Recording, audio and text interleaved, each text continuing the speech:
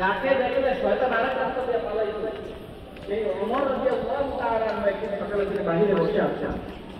একজন সাহাবী এদিক দিয়ে গেলেন, কিছুক্ষণ পর আবার অনেকক্ষণ পর তিনি আবার এদিকে গেছেন। যাওয়ার পর দেখেন ওমর রাদিয়াল্লাহু তাআলা বাহিরে বসে আছেন।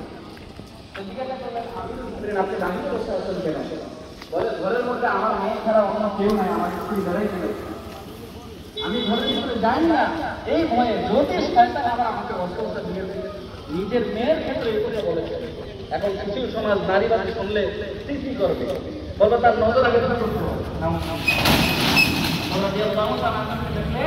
শয়তান